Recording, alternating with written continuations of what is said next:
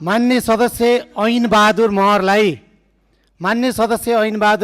मैले पटक पटक सभामुखले आफ्नो कुरा राख्दै गरेको हुनाले बस्न पनि अनुरोध र उहाँलाई मैले समय पनि दिएको छैन र उहाँलाई मैले माइक पनि दिएको छैन। त्यसकारणले मान्य सदस्यले पटक पटक बैठकमा मर्यादा विपरीत कार्य गरिरहेको विषयमा मेरो ध्यानाकर्षण भएको छ। त्यसै गरी मान्य सदस्य ध्रुवराज राईलाई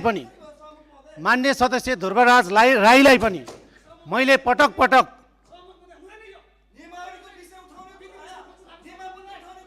मान्य सदस्य आरएन राई प्रति पनि मेरो ध्यानाकर्षण भएको छ।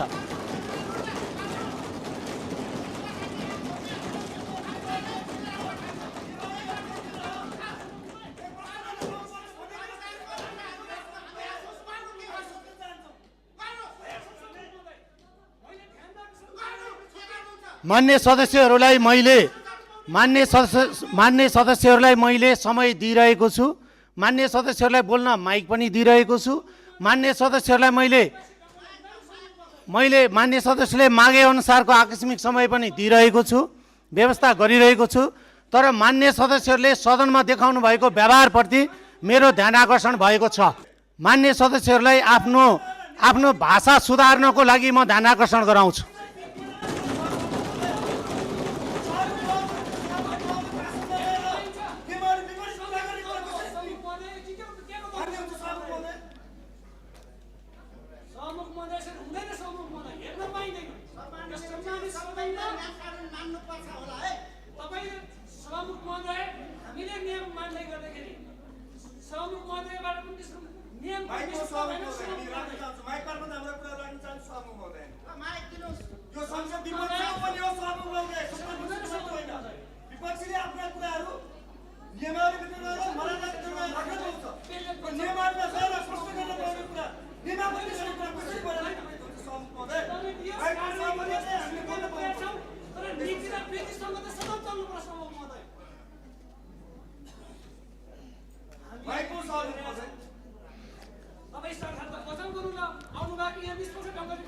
मान्य